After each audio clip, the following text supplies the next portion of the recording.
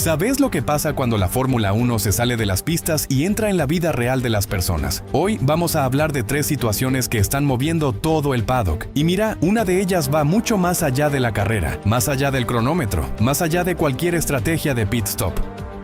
Una llegó a un nivel que nadie esperaba, al punto en que la propia representación de un piloto tuvo que intervenir de urgencia para tratar de controlar la situación antes de que se fuera completamente de las manos. Pero antes de llegar ahí, tenemos que hablar de la Ferrari, porque la escudería tiene un problema serio, y no es solo el que ya viste en las carreras, no es algo visible en la televisión, no es algo que aparece en los tiempos por sector. Es un problema que viene de adentro del motor, literalmente. La ingeniería italiana identificó algo muy específico en el comportamiento del turbo que les está costando segundos preciosos en las rectas, y el plan para resolverlo incluye pruebas en Monza, una alianza de emergencia con un proveedor especializado de turbos y hasta cambios pensados para complacer a un piloto muy especial. Exactamente qué van a cambiar y por qué eso importa tanto para esta temporada, lo vamos a analizar acá con tiempo y con detalle. Y el Audi, el auto nuevo, ese que iba a ser la gran promesa de la temporada, ese que todo el mundo esperaba para ver a Bortoleto brillar de una vez en la Fórmula 1, está dando muchos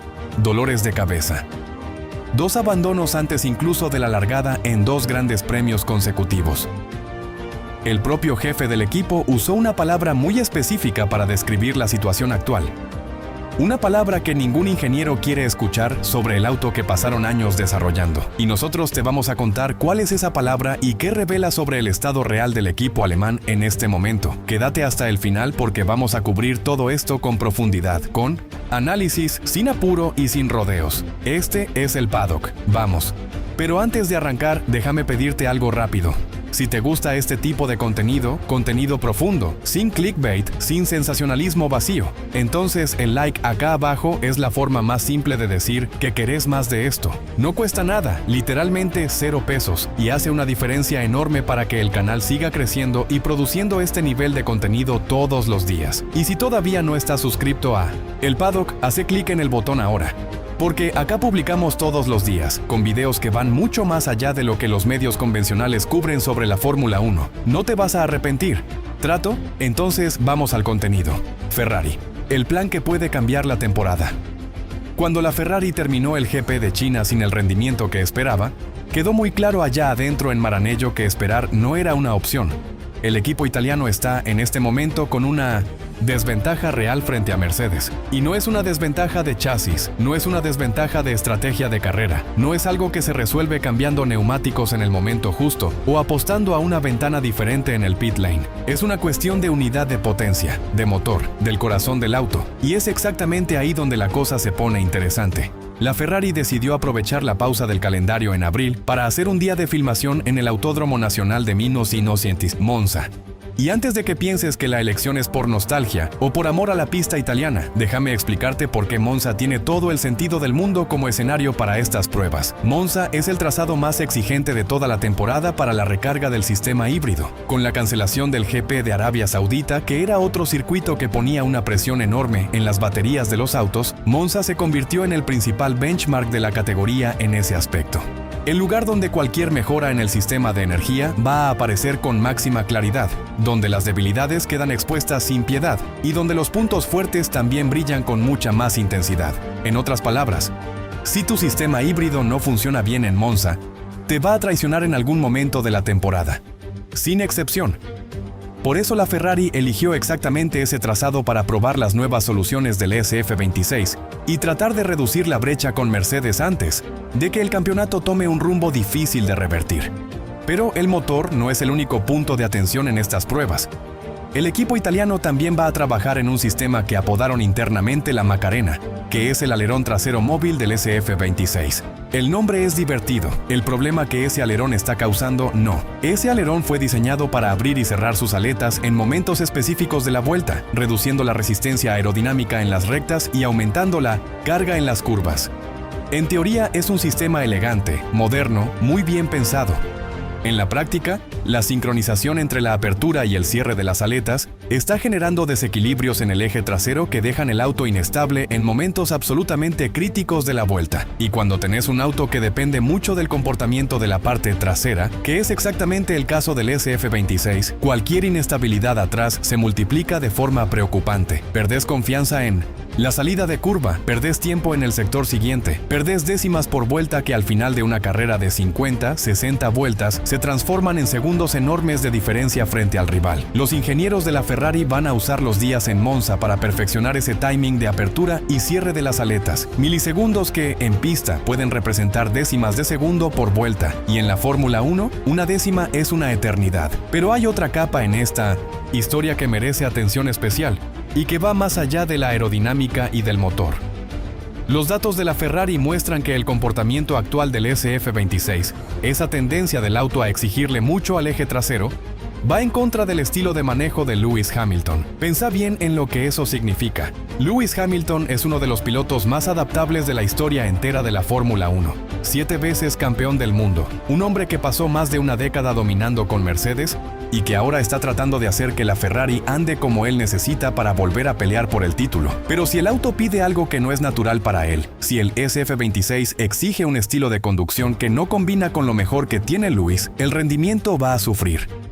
No porque no sea suficientemente bueno, no porque haya perdido el ritmo, sino porque existe un desalineamiento fundamental entre lo que el auto ofrece y lo que el piloto necesita sentir para sacar lo máximo de sí, mismo en pista. Entonces, parte de las pruebas en Monza va a estar dedicada específicamente a entender cómo ajustar el SF26 para que Lewis se sienta más cómodo, más confiado, más en casa dentro de ese auto. Es la Ferrari reconociendo de forma bastante honesta que no alcanza con contratar al mejor piloto del mundo. Tenés que darle un auto que pueda manejar al límite absoluto. Ahora vamos al punto más técnico y más importante de todo esto, que es el motor de combustión. La Ferrari identificó un problema muy específico. El turbo actual del SF26 es más pequeño de lo que sería ideal para el perfil de entrega de potencia que el equipo necesita en esta temporada. Ese turbo más pequeño entrega un exceso de potencia en los momentos iniciales de la aceleración, es decir, justo cuando el piloto pisa a fondo en la salida de una curva. Ese pico de energía repentino y muy concentrado provoca patinaje en las ruedas traseras. El auto derrapa levemente, los neumáticos se desgastan más rápido de lo que deberían, y de manera bastante irónica, toda esa potencia extra no se transforma en velocidad real, se transforma en goma quemada y en segundos perdidos. Y hay un segundo efecto que hace que el problema sea todavía más grave. Ese exceso de potencia al inicio de la aceleración consume energía eléctrica de forma acelerada, dejando menos carga disponible para el final de las rectas, que es exactamente donde más la necesitas para mantener la velocidad máxima y evitar que un rival que gestiona mejor ese recurso te pase por encima. Mercedes hace esto de manera mucho más eficiente. La unidad de potencia de ellos logra mantener la velocidad al final de las rectas sin cortes bruscos de energía, sin ese fenómeno que se conoce como clipping, que es cuando el sistema simplemente deja de proveer potencia eléctrica, porque la batería llegó al límite. En la Ferrari ese corte es más abrupto, más evidente en la telemetría y más perjudicial en pista. La solución que el equipo va a probar en Monza es audaz y va contra la intuición de cualquier fanático del automovilismo que cree que más potencia siempre es mejor. La Ferrari va a reconfigurar electrónicamente la curva de torque del motor para sacrificar parte de la potencia en las salidas de curva. En lugar de entregarlo todo de una vez, el motor va a acelerar de forma más suave, más gradual, más controlada. Esto resuelve tres cosas al mismo tiempo. Elimina el patinaje en minus una intención, las ruedas traseras, preserva los neumáticos a lo largo de toda la carrera y ahorra energía eléctrica que se va a liberar después, al final de las grandes rectas, cuando más importa, es cambiar potencia bruta por velocidad sostenida. Es la filosofía de que de nada sirve acelerar muy rápido si vas a tener que cortar la potencia antes de llegar al final de la recta. Y para el largo plazo, la Ferrari está trabajando en alianza con el fabricante de turbos Garrett en mejoras de minus intenciones, emergencia que van más allá de lo que se puede resolver solo con software. El objetivo es encuadrarse en el lado, esa ventana específica del reglamento que permite que los equipos con motor más de 2% más lento que el más rápido del grid puedan traer actualizaciones a lo largo de la temporada para equilibrar el rendimiento entre todos. El equipo proyecta que la primera verificación oficial de performance va a ocurrir después del GP de Canadá. Si la Ferrari confirma que Entra en esa ventana de lado. Las puertas se abren para modificar las aletas internas del turbo, lo que cambiaría completamente la respuesta del componente y acercaría a la Ferrari al estándar de potencia que Mercedes ya domina hoy. Es un plan que combina urgencia con visión de mediano plazo. Pruebas en abril, evaluación después de Canadá y mejoras estructurales en el turbo para el segundo semestre de la temporada y para 2027. La Ferrari no está parada, está corriendo, solo que esta vez la carrera más importante no está sucediendo en la pista. Hablando de situaciones que se salen de control, nuestro próximo tema involucra algo que fue mucho más allá de las discusiones técnicas y de las estrategias de carrera. Una disputa normal entre dos pilotos dentro de una carrera se transformó en un caso que atrajo la atención de toda la Fórmula 1, de los equipos, de los pilotos y hasta de gente de afuera del deporte. Y la historia tiene matices que la mayoría de la gente todavía no conoce del todo. Ocon, Colapinto y la situación que nadie quería ver. Arrancamos por el principio, por la pista, por los hechos, sin dramatizar lo que no necesita ser dramatizado. En el GP de China, Esteban Ocon y Franco Colapinto salieron en la 12ª y 13ª posición respectivamente, los dos con neumáticos de compuesto duro. Era una apuesta estratégica del Alpine, aguantar más tiempo con ese neumático más resistente, dejar que los rivales se desgastaran más rápido y tratar de subir posiciones en la segunda mitad de la carrera, cuando los demás tuvieran que parar a cambiar los neumáticos de nuevo. Al principio la estrategia funcionó. La ausencia de dos autos de McLaren en la largada y la entrada del safety car tras el abandono de Isaac Hadjar crearon una ventana de oportunidad que los dos pilotos del Alpine aprovecharon bien. Ganaron varias posiciones en pista y la estrategia parecía estar pagando exactamente como el equipo lo había planeado. Hasta la vuelta 32, fue ahí donde Ocon intentó una maniobra de adelantamiento por el interior de la curva 2.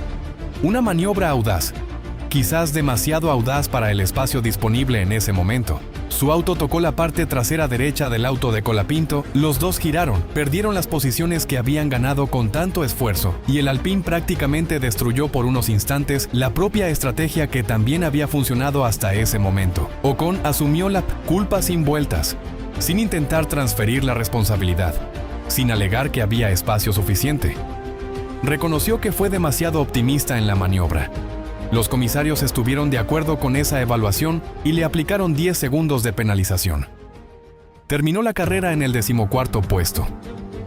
Colapinto logró recuperarse del toque, todavía adelantó a Arvid Lindblad del Racing Bull, heredó una posición con el abandono de Max Verstappen y terminó 10º, sumando un punto en el campeonato. Deportivamente, el asunto estaba cerrado. Colapinto sumó, Ocon pidió disculpas, los comisarios aplicaron la penalización correspondiente. La vida siguió. Es el tipo de incidente que pasa decenas de veces en cada temporada de la Fórmula 1 y que normalmente se discute, se analiza y después se olvida la semana siguiente cuando llega la próxima carrera. Pero afuera de la pista, el asunto recién estaba empezando. Lo que pasó después es algo que, lamentablemente, ya vimos otras veces en el deporte moderno, pero que nunca deja de ser impactante cuando se da con toda su intensidad. Una parte de la hinchada de Colapinto transformó ese intento de adelantamiento fallido en algo completamente diferente a lo que fue en la realidad. La frustración se convirtió en rabia rápidamente, la rabia se convirtió en odio, y el odio en estos tiempos de redes sociales sin filtro, sin moderación suficiente, sin consecuencias reales para quienes deciden cruzar líneas que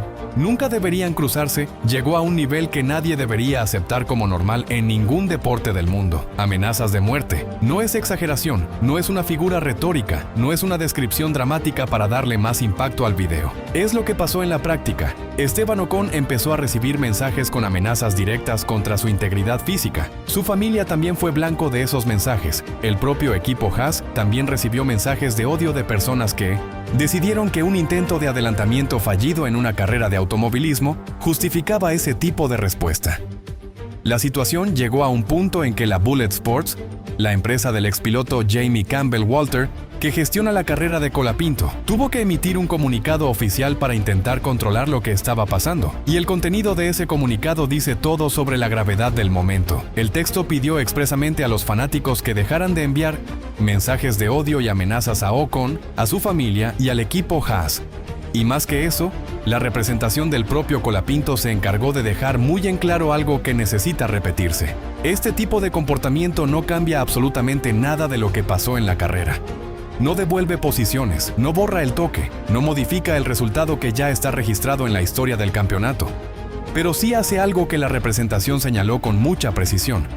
Refleja negativamente en la Imagen del propio Colapinto. Pensá en la ironía de eso por un segundo. Los hinchas que creen estar defendiendo a Colapinto, que creen estar mostrando lealtad al piloto que apoyan, en la práctica están perjudicando exactamente al piloto que dicen defender. Porque un piloto que está intentando construir una carrera sólida en la Fórmula 1 no necesita una hinchada que amenaza a los rivales. Eso aleja patrocinadores, aleja equipos que están considerando a ese piloto para el futuro, aleja oportunidades que podrían transformar una carrera prometedora en algo todavía más grande.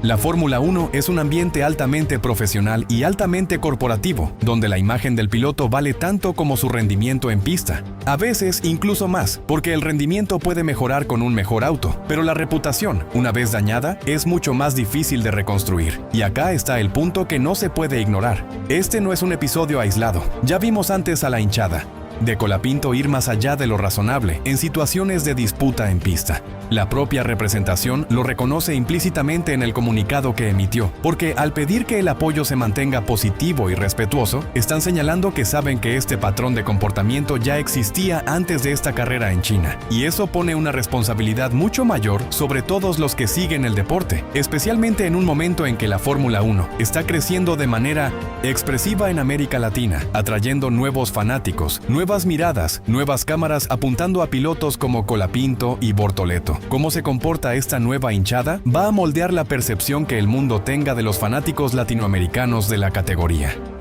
Para bien o para mal, esa es la realidad. Alentar con pasión es hermoso. Alentar con respeto es necesario. Son dos cosas que pueden y deben existir al mismo tiempo. Pero hablando de expectativa versus realidad, nuestro último tema de hoy es exactamente sobre eso. Un equipo que llegó a la Fórmula 1 con uno de los proyectos más esperados de los últimos años, un piloto que toda su hinchada está esperando ver brillar, y una palabra que el propio jefe del equipo usó para describir lo que está pasando hasta ahora. Una palabra pesada, una palabra que duele escuchar cuando estás hablando del proyecto que ayudaste a construir. Audi. La decepción que nadie quería anunciar. Cuando Audi anunció oficialmente que iba a entrar en la Fórmula 1, el mundo del automovilismo prestó atención de verdad.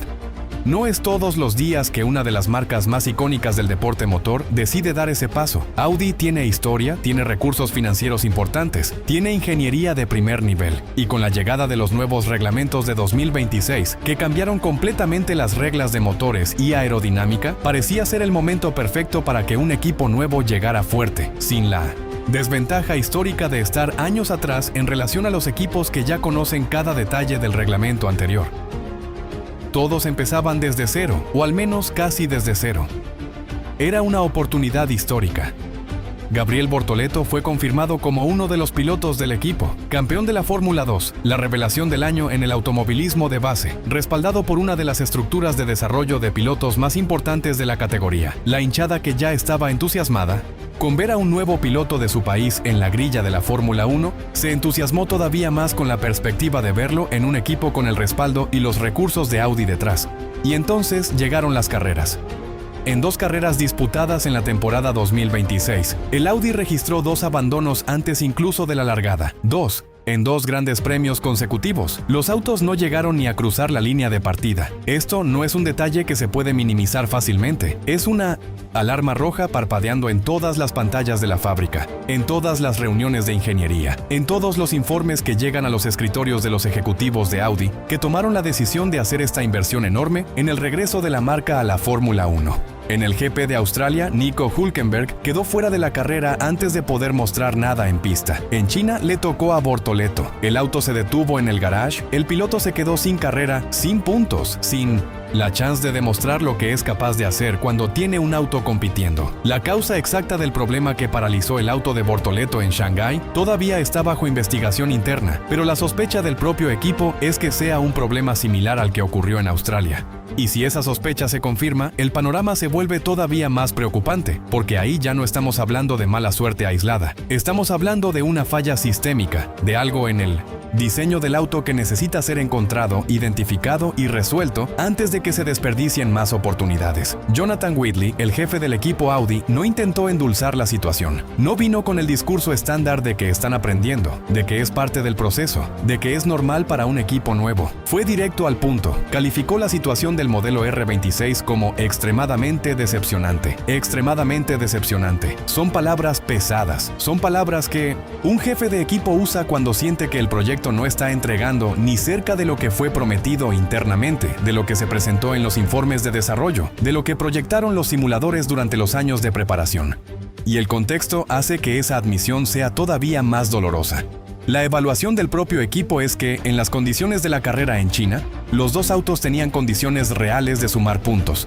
Hülkenberg perdió la chance de terminar entre los 10 primeros por una falla en la pistola neumática durante el cambio de neumáticos. Es un problema operativo, no un problema del auto en sí. Es algo que el equipo puede mejorar, puede entrenar, puede resolver con procesos más rigurosos en el pit lane. Pero Bortoleto ni siquiera llegó a largar, y pilotos que estaban detrás de él en la grilla de salida terminaron dentro de la zona de puntos. Eso significa que había espacio real para que el auto terminara entre los 10 primeros y ese espacio se desperdició antes de que la carrera comenzara. Whitley detalló un problema técnico muy específico que está preocupando a toda la estructura del equipo. Los pilotos están enfrentando situaciones en las que el motor sale del rango ideal de funcionamiento durante las carreras, y cuando eso pasa, el auto se vuelve impredecible de una manera muy frustrante para quien está adentro. La respuesta de la aceleración cambia, el control se vuelve más difícil y el piloto no puede atacar la pista con confianza porque literalmente no sabe cómo va a responder el auto en la próxima curva, en la próxima salida de aceleración, en el próximo momento en que necesita que el auto funcione al límite. Para pilotos del nivel de Bortoleto y Hülkenberg, esa imprevisibilidad va más allá de la frustración con el rendimiento. Es una cuestión de confianza fundamental. No podés atacar una curva a full, no podés llevar el auto al límite absoluto, si no tenés la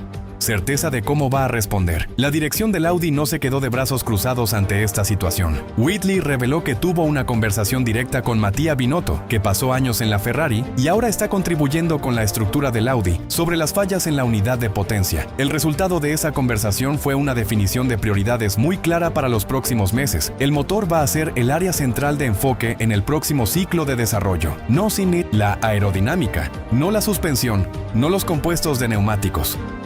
El motor, el corazón del proyecto. Es una admisión importante porque significa que el equipo está reconociendo con honestidad dónde está el problema real y está dispuesto a reorganizar sus recursos y toda la agenda de desarrollo para atacar ese punto de frente, sin desviar la mirada del problema principal. Pero acá quiero ser justo con el Audi, porque es muy fácil caer en una narrativa de fracaso cuando dos carreras no salen como se esperaba. La Fórmula 1 de 2026 es completamente nueva. Reglamentos nuevos, motores nuevos, filosofías aerodinámicas nuevas. Todos los equipos, sin excepción, están pasando por un proceso de descubrimiento y adaptación. La propia Mercedes, que hoy parece estar adelante, atravesó momentos difíciles de adaptación cuando los reglamentos cambiaron en 2022. El Red Bull de 2009 no era el Red Bull de 2010 y 2011. El proceso de entender un auto completamente nuevo lleva tiempo. La diferencia es que los equipos con décadas de historia en la Fórmula 1 tienen cultura organizacional refinada, procesos probados, memoria institucional para enfrentar problemas y resolverlos rápidamente. El Audi está construyendo eso ahora, en tiempo real, con cámaras apuntando a cada abandono y una hinchada ansiosa esperando ver resultados. Pero la honestidad de Whitley, el reconocimiento público y sin rodeos del problema, la claridad sobre qué hay que hacer y